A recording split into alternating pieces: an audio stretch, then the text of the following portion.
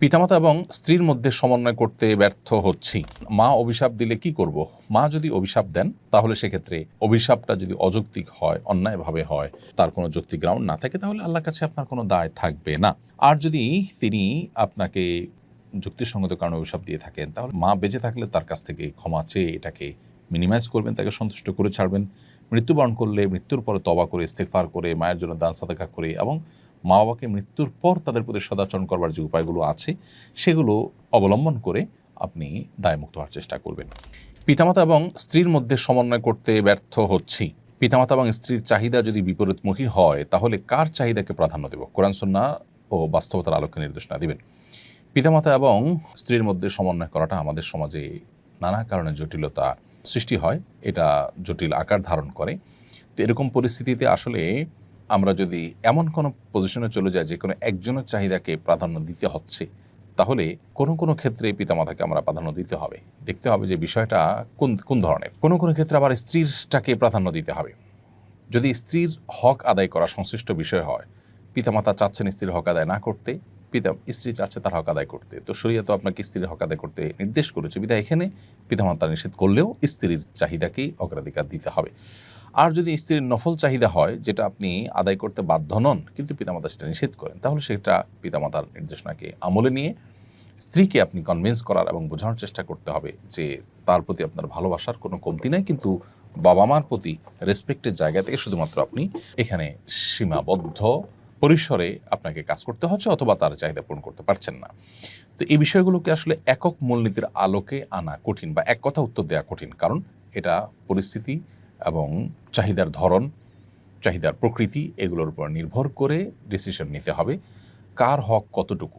স্ত্রীর হক নষ্ট করে পিতামাতাকে খুশি করা যাবে না, আবার পিতামাতার হক নষ্ট করে স্ত্রীকে খুশি করা যাবে না। কার কোনটা হক সেটা জেনে সে অনুযায়ী আপনাকে ডিসিশন নিতে হবে। এজন্য সুনির্দিষ্ট কোনো ইস্যু তৈরি হলে আপনার কোনো আলেমের সাথে, পরিচিত কোনো আলেম, বিদগ্ধ আলেমের সাথে দেখা করে তারপর বিস্তারিত বলে তার কাছ থেকে উত্তর নেওয়ার চেষ্টা করবেন।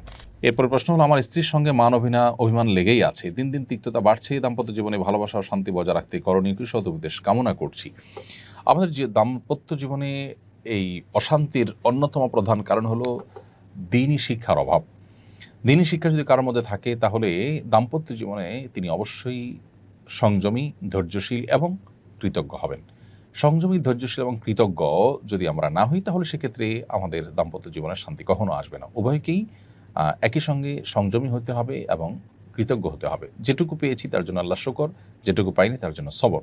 এই দুইটার সমন্বয় সাধন করা ছাড়া দাম্পত্য জীবনে সুখ শান্তি পাওয়া সম্ভব নয়। দ্বিতীয়ত, আমাদের জীবনে শয়তানের প্রভাব অনেক বেশি এবং অনেক ভয়ঙ্কর। আল্লাহ নবী সাল্লাল্লাহু আলাইহি ওয়াসাল্লাম আমাদের সামনে এমন এক জীবন দর্শন রেখে গেছেন যেখানে প্রতিটা পদে পদে শয়তান থেকে আশ্রয় প্রার্থনা করার শিক্ষা দেওয়া হয়েছে। সে বিষয়টিকে আমরা আজকাল অনেকখানি ভুলে বসে আছি এবং সেটার কারণেই কিন্তু আমাদের জীবনে দেখা যায় যে অশান্তি, দুঃখ দুর্দশা এবং এ জাতীয় তিক্ততা এগুলো বেড়েই চলেছে। আরেকটি বিষয় হলো, কোরআন থেকে আমরা দূরে সরে গেছি। আমাদের বাসাবাড়িতে কোরআনের তিলাওয়াত নাই, কোরআনের উপর আমল নাই, কোরআনের যে হকগুলো আদায় করার ব্যাপার আছে সেগুলোতে আমাদের কোনো খেয়াল নেই। এগুলোর কারণেও আমাদের দিন দিন তিক্ততা বাড়ছে, অশান্তি বাড়ছে পরিবারগুলোতে। আমরা দেখতে পাচ্ছি যে কলহ বৃদ্ধি হচ্ছে এবং পরিবারগুলো ভেঙে খান খান হয়ে যাচ্ছে। তাহলে এই ত্রিমুখী প্রচেষ্টা যদি আমরা করি, ইনশাআল্লাহ আশা করা যায় যে আল্লাহ তাআলা আমাদেরকে দাম্পত্য জীবনে সুখ এবং শান্তি দান করবেন, যেটি মুসলমানদের অনেক বড় একটা গৌরবের দিক, অনেক বড় একটা নেয়ামত আল্লাহর তরফ থেকে, যে আল্লাহ তাআলা আমাদেরকে দাম্পত্য জীবনে সুখ শান্তি দান করেছেন দ্বীনকে মানার কারণে। অতএব এই বিষয়গুলোর প্রতি আমাদের খেয়াল রাখা দরকার, সেই নেয়ামতকে পরিপূর্ণভাবে উপভোগ করবার জন্য। আমার বাবা আমাদের ছেড়ে অন্য একটি পরিবারে বসবাস করছেন বহু বছর ধরে, তিনি আমাদের কোনো খোঁজ খবর নেননি। আমি কি তার জন্য দোয়া করতে বাধ্য? তার মৃত্যু হলে আমি কি জানাজা অংশ না নিলে গুনাহগার হব? আপনার বাবা আপনাদের খোঁজ খবর নেননি, অন্য পরিবার তার আছে, সেই পরিবারেই বসবাস করছেন, তাদের নিয়ে আছেন। এরকমটা যদি ঘটে থাকে তাহলে আপনার বাবা আল্লাহর কাছে বড় ধরনের অপরাধ করেছেন। তিনি রক্ত সম্পর্কীয় মানুষের সাথে সম্পর্ক ছিন্ন করেছেন, অর্থাৎ নিজের সন্তান, নিজের রক্ত, তাদের সাথে সম্পর্ক তিনি ছিন্ন করেছেন, যেটা কবিরা গুনাহ। সেই জন্য তিনি আল্লাহর কাছে জবাবদিহি করতে হবে, তার এটা অপরাধ। কিন্তু এর পাশাপাশি এটাও ঠিক যে শুধুমাত্র তিনি আপনার জন্মদাতা পিতা হওয়ার কারণে আপনি তার প্রতি সদাচরণ করতে হবে। তিনি যে অন্যায় করছেন তার জন্য তিনি আল্লাহর কাছে দায়ী থাকবেন, তার অন্যায়ের কারণে আপনিও তাকে বিচ্ছিন্ন করবেন এবং তার সাথে সম্পর্ক নষ্ট করবেন, বা আপনি অভিমান এবং কষ্টের জায়গা থেকে তার প্রতি মিনিমাম সন্তান সুলভ যে দায়িত্বটুকু আছে সেটুকু পালন করবেন, এটা সঠিক নয়। আমাদের মনে রাখা দরকার যে আমাদের এই যে পিতা পুত্র বা মা ছেলে মেয়ে, এই যে বাবা মার সাথে সন্তানদের একটা সম্পর্ক, এই সম্পর্কটা গিভ অ্যান্ড টেকের সম্পর্ক না। জন্মসূত্রেই রক্ত সম্পর্কীয় আত্মীয়দের সাথে সুসম্পর্ক বজায় রাখতে হয়।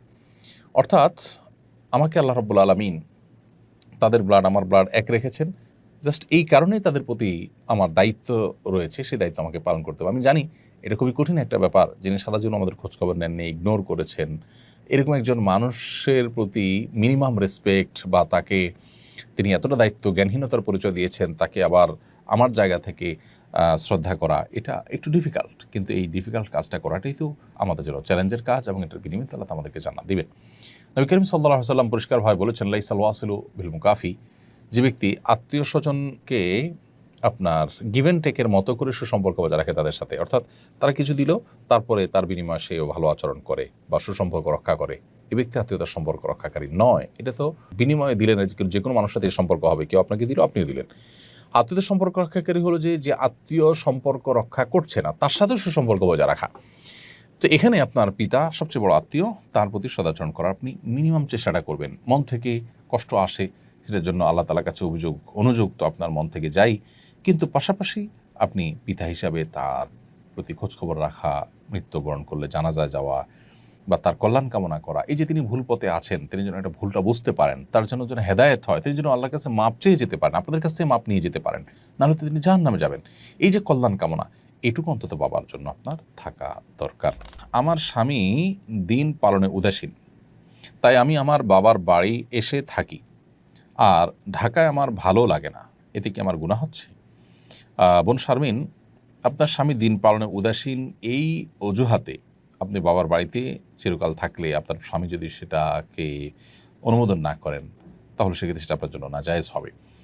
আপনার স্বামী দিন পালনে উদাসীন হলে আপনি তাকে দিন পালনে মোটিভেটেড করবেন, দাওয়াত দিবেন, চেষ্টা করবেন, এবং পাশাপাশি স্বামীর অধীনে, তার বিবাহের অধীনে যতদিন আছেন, তার স্ত্রী হিসাবে যতদিন আছেন, ততদিন পর্যন্ত তার হক আদায় করার আপনি চেষ্টা করবেন। যদি আপনি দেখেন যে না, তার পরিবর্তন হওয়ার কোনো সম্ভাবনা নাই এবং তার দিন পালনের উদাসীনতাটা চরমে, যেটার কারণে আপনার ভবিষ্যৎ বংশধরদের নিয়ে আপনি ভয়ে আছেন, আপনার নিজেরই মান আমল নিয়ে ভয়ে আছেন, তাহলে সেক্ষেত্রে ভিন্ন চিন্তা করতে পারেন, কিন্তু সেটা ধাপে ধাপে এবং একটা পর্যায়ে যখন নিরুপায় হয়ে যাবেন তখন। কিন্তু তার আগ পর্যন্ত তিনি আপনার স্বামী, আপনি তার স্ত্রী হয়ে থাকলে আপনি তার হক আদায়ের ব্যাপারে সচেষ্ট থাকতে হবে। আর বাবার বাড়িতে থাকার ব্যাপারটাতে যদি তার কোনো আপত্তি না থাকে এবং তার কোনো হক নষ্ট না হয়, সে ব্যাপারে আপনি দায়িত্বশীল থাকেন, তাহলে সেটা ভিন্ন কথা, এটি জায়েজ হবে। রায়হানা রাফা আপনি লিখেছেন, আমার স্বামীর তুলনায় আমি খাটো, আমার স্বামীর সাথে মানিয়ে চলার জন্য উঁচু জুতা ব্যবহার করলে গুনাহ হবে কিনা? উত্তর হলো না, এটা গুনাহ হবে না। এমনিতে আপনি যদি স্বামীর সাথে মানিয়ে নেওয়া না, বাইরে যাওয়ার সময় নিজেকে দীর্ঘ বোঝানোর জন্য পড়েন, বিশেষ করে বিবাহের আগে মেয়ে দেখতে গেলে দেখা যায় মেয়েদেরকে উঁচু জুতা পরিয়ে খাটো মেয়েদেরকে লম্বা দেখানোর চেষ্টা করা হয়, এগুলো প্রতারণার অন্তর্ভুক্ত। বাট স্বামীর সাথে আপনি যাচ্ছেন, সেক্ষেত্রে মানানসই হওয়ার জন্য বা স্বামীকে খুশি করার জন্য আপনি পড়ছেন, সেটি অবশ্যই জায়েজ আছে।